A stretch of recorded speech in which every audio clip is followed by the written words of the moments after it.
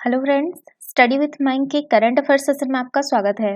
ये current affair SSC, banking, railway, state PCS, CDS, CAPF, NDA और other competitive exam आदि में सहायक होंगे।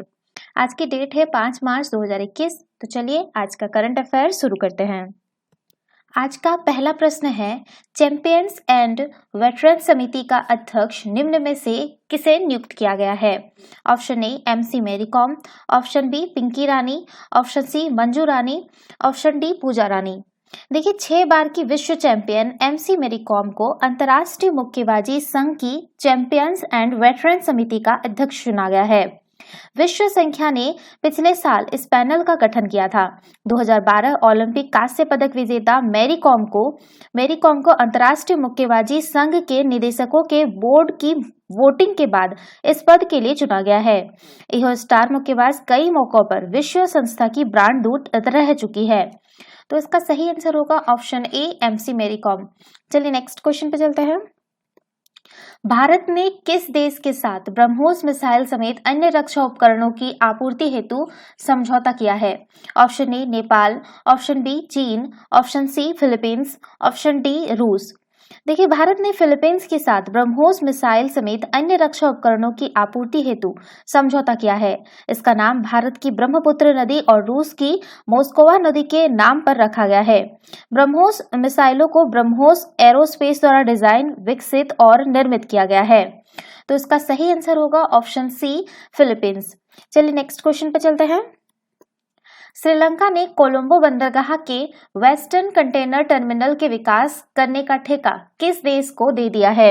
Option A Nepal, option B रूस, ऑप्शन बी नेपाल फिर से हो गया, ठीक है, गलत कर दीजिएगा, चीन होगा यहाँ पे, ऑप्शन डी भारत।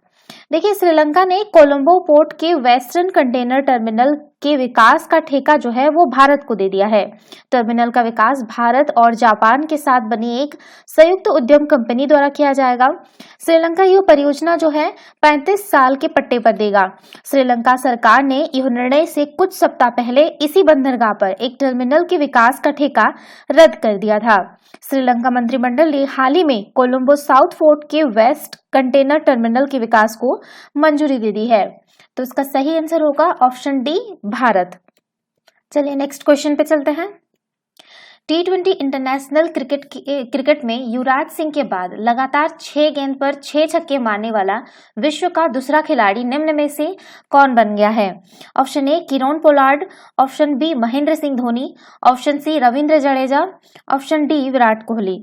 देखिए, किरोन पोलार्ड ने एटिंगा में श्रीलंका के खिलाफ पहले T20 इंटरनेशनल में 1 ओवर में 6 छक्के मारने का कारनामा किया है।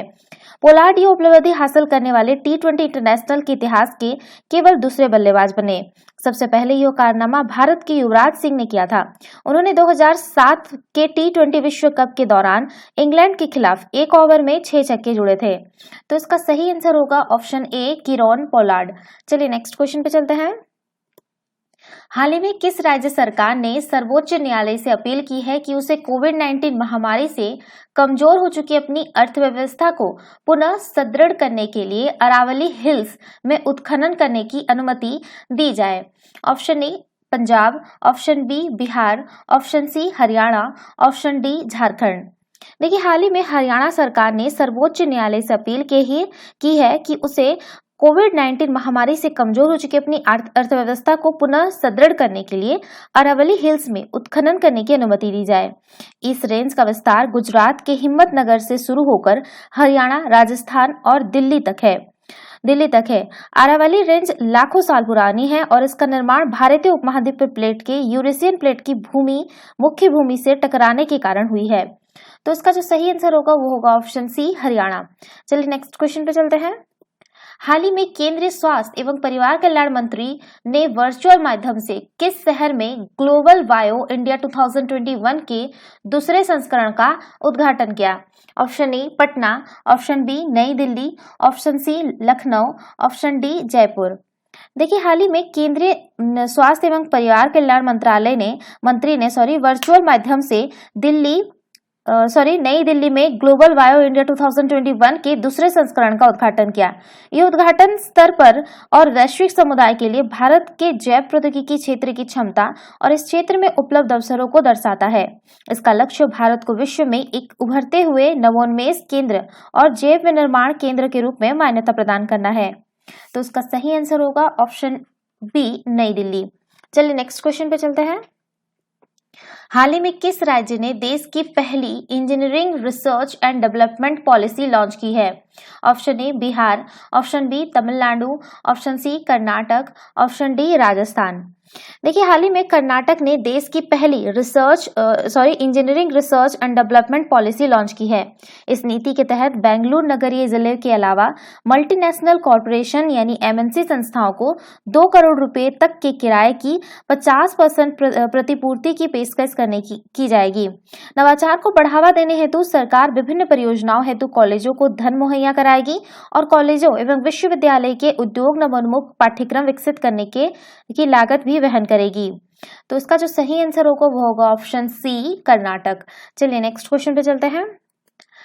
केंद्रीय मंत्रिमंडल ने कृषि क्षेत्र में सहयोग हेतु भारत और किस देश के बीच एक समझौता ज्ञापन को मंजूरी दे दी है? Option A New Zealand, option B Fiji, option C रूस, ऑप्शन डी नेपाल। देखिए, केंद्रीय मंत्रिमंडल ने हाल ही में कृषि क्षेत्र में सहयोग हेतु भारत और फिजी के बीच समझौता ज्ञापन को मंजूरी दे दी है।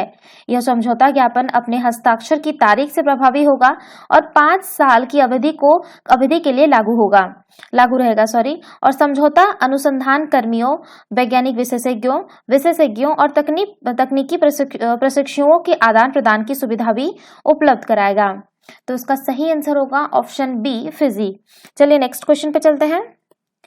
राष्ट्रीय सुरक्षा परिषद की स्थापना को चिन्हित करने के लिए प्रतिवर्ष राष्ट्रीय सुरक्षा दिवस कब मनाया जाता है? Option A 4 March, option B 3 March, option C 2 March, option D 5 मार्च।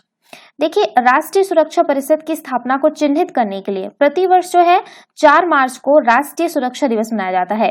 इस दिवस का प्राथमिक उद्देश्य दुर्घटना और किसी अन्य आपात परिस्थिति को रोकने के लिए आवश्यक सुरक्षा उपायों के बारे में जागरूकता बढ़ाना है। राष्ट्रीय सुरक्षा परिषद के स्थापना दिवस पर पहली बार 1972 में राष्ट्रीय सुरक्षा दिवस मनाया गया था। राष्ट्रीय सुरक्षा परिषद राष्ट्रीय स्तर पर एक गैर लाभकारी स्व-वित्त पोषित त्रिपक्षीय निकाय है। इसे श्रम एवं रोजगार मंत्रालय द्वारा 4 मार्च 1965 को सुरक्षा, स्वास्थ्य और पर्यावरण पर एक वैश्विक आंदोलन शुरू करने के लिए स्थापित किया गया था। यह एक स्वायत्त निकाय है। राष्ट्रीय सुरक्षा परिषद का उद्देश्य समाज की रक्षा एवं सुरक्षा सुनिश्चित करना है और लोगों में एक निवारक संस्कृति का वैज्ञानिक मानसिकता को बढ़ावा देना है। राष्ट्रीय सुरक्षा परिषद आम जनता के बीच सुरक्षा से संबंधित संदेश प्रसारित करने वर्ष सड़क दुर्घटनाओं के कारण जो है देश में जो है आपका 1.50 लाख जो है लोगों की मृत्यु हो जाती है और इससे भी अधिक संख्या के में जो लोग हैं वो शारीरिक रूप से अक्षम हो जाते हैं, जिसके कारण जो है पीड़ित परिवारों के साथ साथ संपूर्ण देश को भारी क्षति पहुंचती है। इसी के मद्देनजर जो है राष्ट्रीय सुरक्षा परिषद ने जो है राष्ट्रीय सुरक्षा दिवस मनाने की घोषणा की थी। तो इसका सही आंसर होगा ऑप्शन ए, 4 मार्च। चलिए नेक्स्ट क्वेश्चन पे चलते हैं। विश्व भर में प्रत्येक वर्ष विश्व श्रवण दिवस का आयोजन कब किया जाता है?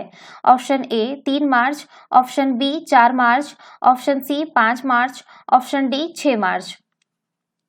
देखिए, विश्व भर में प्रत्येक वर्ष 3 मार्च को विश्व श्रवण दिवस का आयोजन किया जाता है।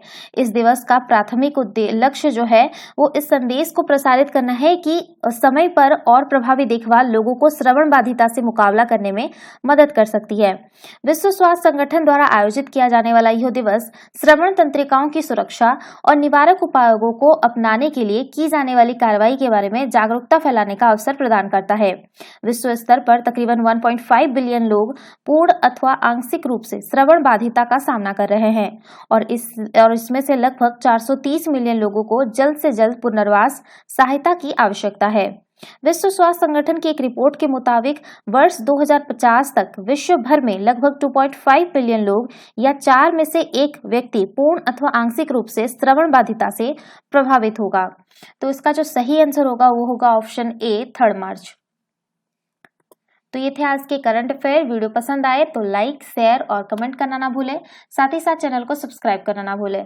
Thanks for watching. Have a nice day. Take care.